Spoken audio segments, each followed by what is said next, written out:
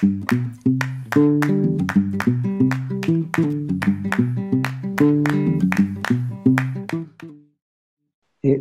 en principio agradecer a la Crianza por la invitación a participar de este congreso.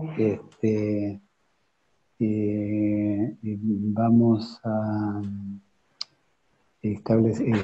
tratar de establecer un diálogo con la licenciada María Macías, colega con la que compartimos actividades en la Servicio de Salud Mental de la Clínica Universitaria Reina Fabiola. Y la idea es dialogar acerca de una problemática que nosotros estamos viendo con creciente frecuencia y creciente preocupación, que nos ha llevado a titular esta mesa como patologización y medicalización de la infancia. Bueno, le doy la palabra a la licenciada Macías. Bueno, muchísimas gracias. Gracias a la institución Crianza, que nos invitó a participar de este congreso, junto con el doctor Koppelman. Gracias también a él por la invitación. El título del congreso es La infancia en tiempos de aislamiento. Nosotros hemos estado conversando en este tiempo de pandemia. Creo que lo que nos permitió es, al hacer una pausa en la práctica clínica cotidiana y estar bueno, con disponibilidad para pensar y reflexionar sobre la práctica, pudimos revisar ambos respecto a la demanda que tenemos en la clínica proveniente del área de pediatría frente a las problemáticas que presentan algunos niños y qué solicitan ellos al servicio de salud mental. En esta revisión pudimos ver que la gran mayoría de los casos o los niños por los que piden la consulta con salud mental se enmarcan en el periodo, en la edad entre los 0 y los 5 años. Dentro de este grupo etario, las problemáticas frecuentes tienen que ver con dificultades para dormir, dificultades con la alimentación o con el control de la eliminación. O sea, lo que tiene que ver con el control de esfínteres o el control de las heces. ¿Qué es lo que nosotros pensamos y hemos estado conversando en este tiempo? Que estas manifestaciones corporales de los niños, entre los 0 y los 5 años, o por allí agrupadas más entre los 0 y los 3 años, es una etapa en donde los niños todavía no han desarrollado el lenguaje. O sea, todavía no tienen otro modo de manifestar y de tratar de transmitir al adulto que algo le está ocurriendo. Detrás de estas manifestaciones, cuando uno realiza la primera entrevista con los padres, con el cuidador del niño, vemos que existen problemáticas y que el niño, a través de estas manifestaciones esperables y normales, porque no tiene otro modo aún para manifestarlo, algo nos quiere decir. Nos quiere transmitir que algo lo está haciendo sufrir. Yo siempre digo, los padres vienen angustiadísimos, y yo les digo, pero pongámonos contentos porque es una luz amarilla que él o ella está encendiendo para que nosotros prestemos atención a algo. No se angustien, está constipado, bueno, vamos a ver qué nos está tratando de transmitir a partir de esta manifestación. Muchos de estos niños ya vienen habiendo recibido alguna medicación para disminuir o eliminar este síntoma que están presentando. Entonces algunos vienen con medicación, les han indicado melatonina o algún otro medicamento para poder dormir, o es muy frecuente que tienen mucho tiempo utilizando Varex o algún otro laxante osmótico. Y nosotros, pensamos que estos medicamentos que son, intentan regular o el sueño o la cuestión con los esfínteres o con el manejo de las heces, en realidad estos reguladores podrían ser funciones que debería cumplirlas el adulto, sobre todo por lo que escuchamos en la entrevista. O sea, entendemos que hay cuestiones que no solo tienen que ver con lo vincular, con el vínculo de las figuras materno-paternas, sino que hay cuestiones del contexto, cuestiones sociales. Pero creemos que estas funciones que va cumpliendo el medicamento, en realidad puede cumplirlas, o debería, o lo que querría el niño es que o la niña que lo cumpliera el adulto. Las funciones de regular, ¿qué cosa? En realidad las emociones que él tiene, o ella tiene, las angustias, los miedos, las ansiedades. Por ejemplo,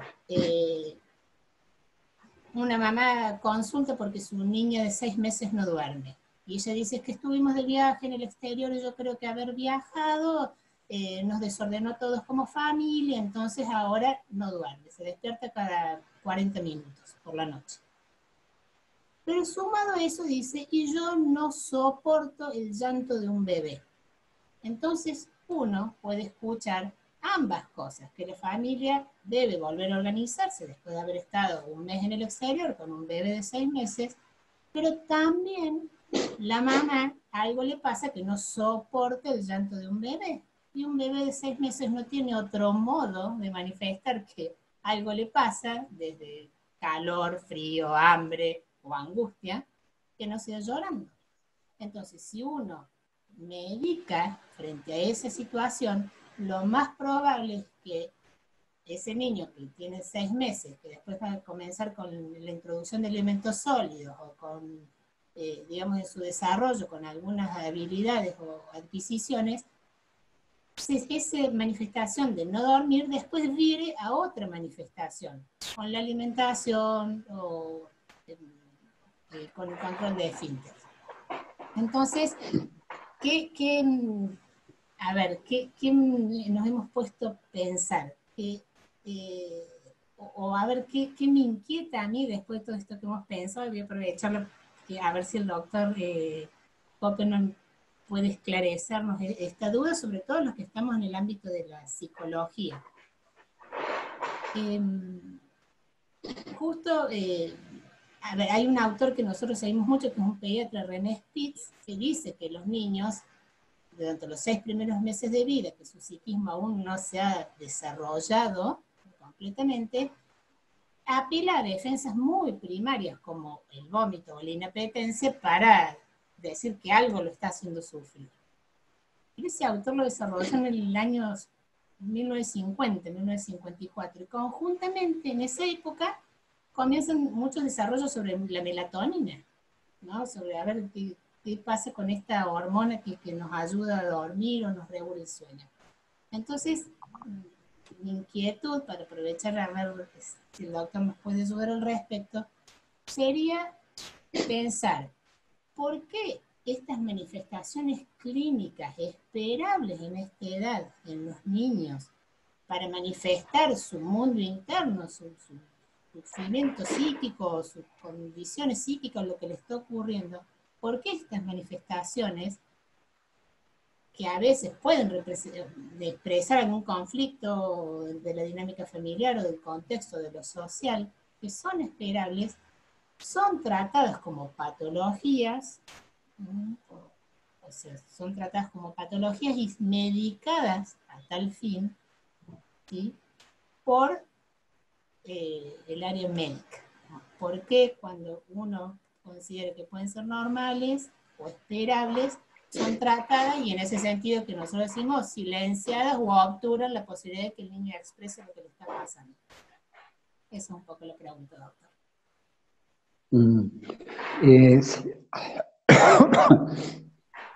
Bueno, esto forma parte de una preocupación importante nuestra, y es sin duda divisoria de aguas en la manera de concebir no solamente el funcionamiento psíquico, sino probablemente el concepto de humanidad.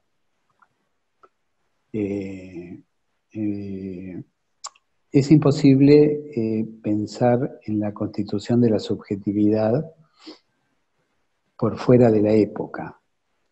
Y es imposible pensar la patología, ¿sí?, por fuera del contexto epocal también. Hago esta referencia porque yo creo que si bien siempre la vida psíquica de la infancia, y sobre todo la infancia temprana, ha sido desconocida o negada,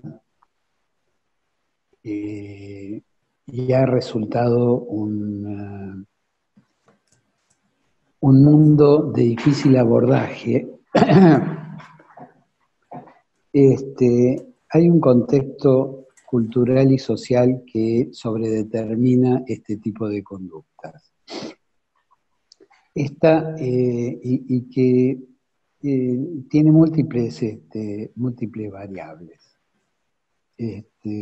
Comentábamos hace unos días atrás algo que podría servir como un marco referencial, a mi juicio bastante preocupante, y es que en los albores de la psiquiatría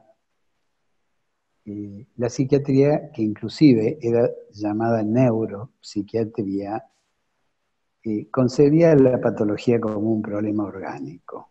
Ustedes verán que al día de hoy el principal hospital de agudos psiquiátricos en la ciudad de Córdoba se llama Hospital Neuropsiquiátrico, ¿sí? La verdad que no tiene nada que ver con la neurología, porque no atiende pacientes neurológicos, atiende pacientes psiquiátricos. Esta impronta, ¿sí?, algunos lo llamarían el significante, no es inocente. Ahora bien, cuando la psicología tiene su desarrollo, el psicoanálisis hace su aporte a los conceptos de salud mental, se desarrolla una psiquiatría dinámica que hace lugar a los fenómenos emocionales, subjetivos, y los despega cada vez más de lo orgánico como causa de patología. Esto se podría ubicar temporalmente a partir de la primera mitad del siglo XX, un poco antes.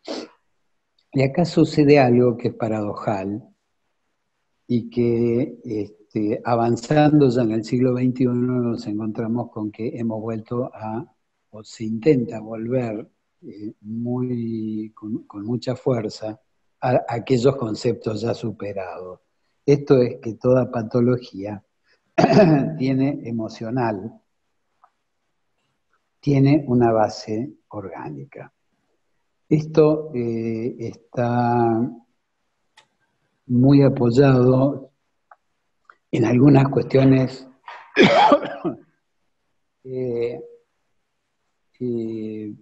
por un lado que tienen que ver con los procesos de subjetivación en la posmodernidad, ¿no?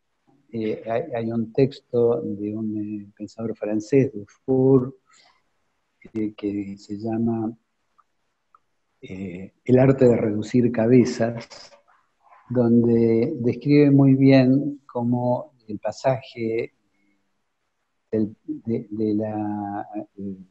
los efectos que ha tenido el ingreso a la posmodernidad en los modos de pensamiento, en la ideología y, en definitiva, en la incidencia acerca de cómo se constituye un objeto. Pero dentro de este marco no se puede subestimar la variable económica. Hoy la Organización Mundial de la Salud está preocupada por la influencia que tienen las empresas que fabrican tecnología de alta complejidad para el diagnóstico. que nadie ignora que son tremendos avances en el diagnóstico y la terapéutica, pero que están incidiendo negativamente en la formación de grado de los médicos. Y lo mismo se podría decir de la industria farmacéutica. La industria farmacéutica que promueve la utilización de manuales clasificatorios como los conocidos DSM, ahora estamos en el quinto, para ser utilizados como criterios diagnósticos en detrimento de la clínica. Y acá voy a lo que plantea María.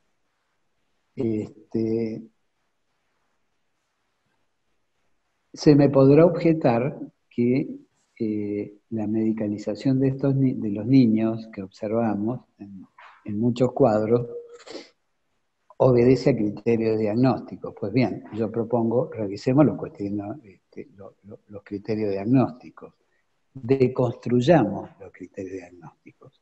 A modo de ejemplo, si para indicarle metilfenidato, un sucedáneo de una anfetamina, a un niño, conocida comercialmente fundamentalmente como Ritalina, que ha pasado, que ha saltado de producirse en una década, de consumirse, perdón, en una década de 3 toneladas a 36 toneladas de metilfenidato, utilizamos un criterio diagnóstico como el de déficit de atención con hiperactividad, donde dice puntualmente, es un niño que con frecuencia interrumpe su actividad o que a menudo se levanta en clase o que frecuentemente desatiende las tareas. Pues bien, me parece que es obvio que lo que tenemos que cuestionar son los criterios diagnósticos que llevan a medicar una cantidad enorme de niños. Para dar algún dato, en algunas zonas de San Pablo hay estadísticas que hablan de un 17% de niños medicados con metilfenidato entre los 4 y los 9 años. Imaginémonos que estamos hablando de 17 niños de cada 100 con un solo medicamento, con el mismo medicamento. Esto es un efecto que se traduce y se ha expandido mucho, lamentablemente, en la práctica médica, que ha tendido a diagnosticar rápidamente como patologías manifestaciones que son absolutamente normales y esperables. ¿Sí? Es decir, ¿y qué hay en el trasfondo de esto? Bueno, el autor que mencionaba antes dice la sociedad de consumo que tiende a igualar e indiferenciar a los sujetos entre sí. Vale decir, se supondría que si a todos los niños que hacen una constipación crónica le administramos el mismo tratamiento, supone que el origen del padecimiento es exactamente el mismo.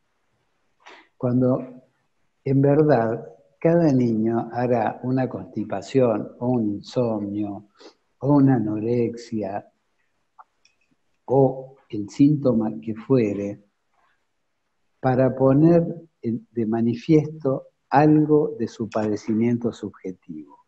Y su padecimiento subjetivo estará determinado por su estructura, por el contexto familiar, por el contexto social, por el contexto cultural en el que se mueve, por las situaciones traumáticas. Entonces, el intento de unificar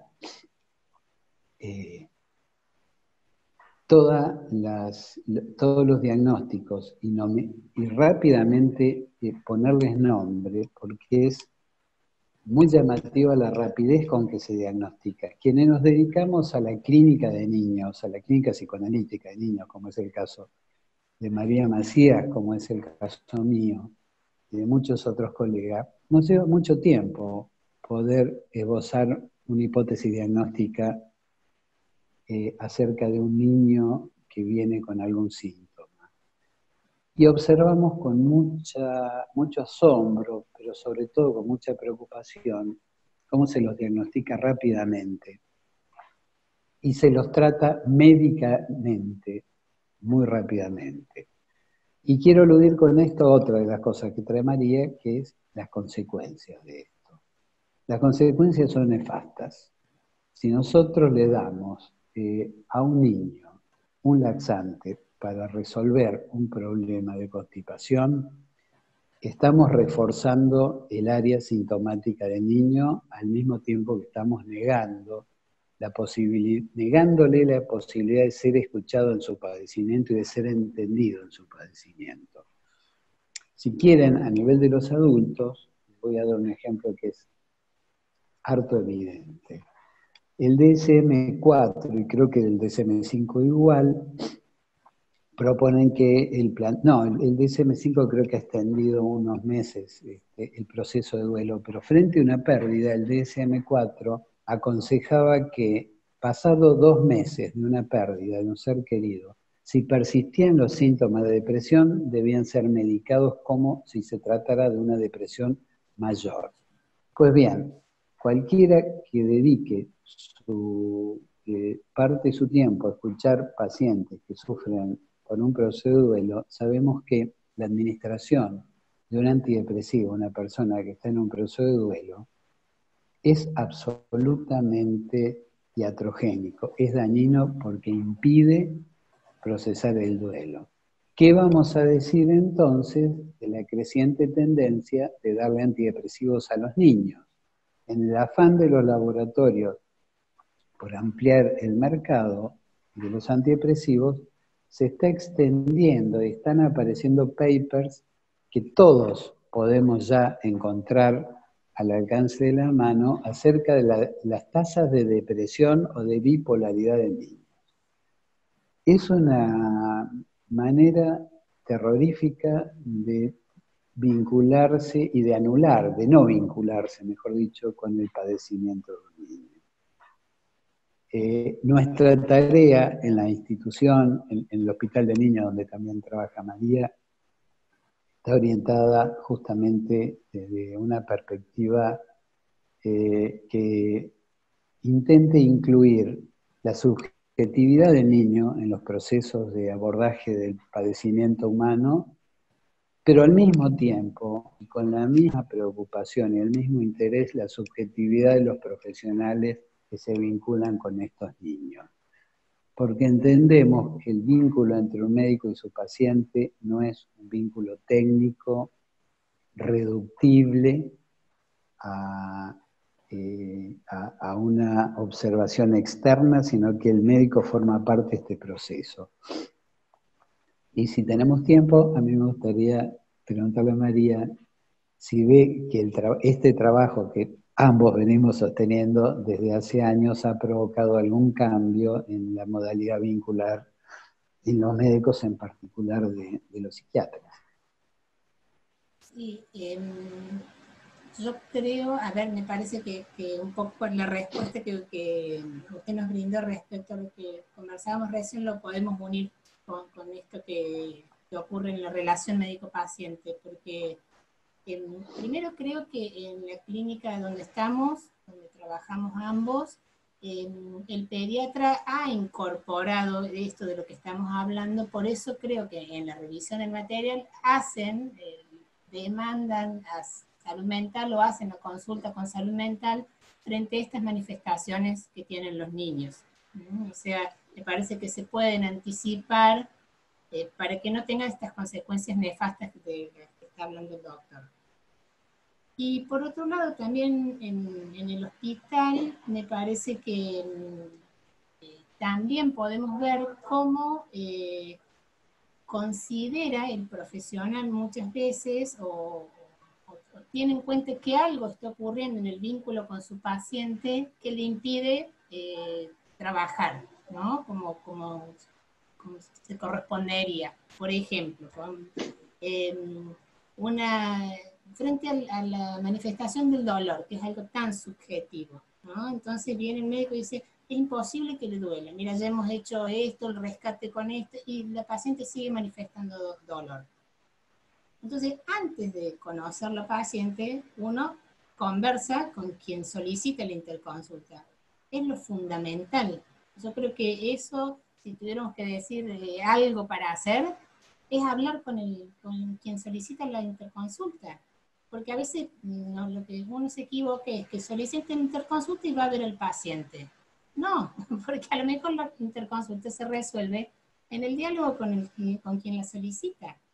Porque si el médico allí nos dice que esta niña de 6 años, que no puede ser que grite tanto cada vez que la va a, no sé, o que la va a revisar y no es posible que le duela, y uno comienza a hablar, ¿no? Y resulta que ese médico tiene una hija de 6 años, ¿no? De 6 años. Entonces, en el momento que él la va a ver, algo le evoca respecto a si fuese su hija la que estuviese sufriendo. No sé, estoy diciendo una situación ejemplo, ¿no?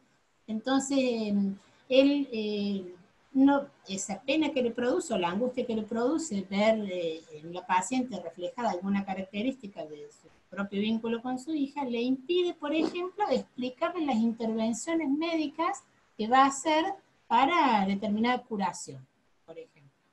Entonces él no puede ejercer su tarea y lo que le corresponde hacer porque hay algo de lo emocional que le está haciendo de barrera o le obtura su intervención. Entonces nos llama a nosotros, quiere que uno se haga cargo de por qué llora esta niña de 6 años, y en realidad hay algo que tiene que ver con él en la relación con esa niña que no está permitiendo realizar una práctica, no sé si diría adecuada, pero que evite la manifestación que está haciendo la niña, y por lo que no puede realizarse una intervención, porque si él le explica y le dibuja lo que va a hacer y cómo lo va a hacer, seguramente va a calmar la ansiedad y la niña no va a tener esa manifestación.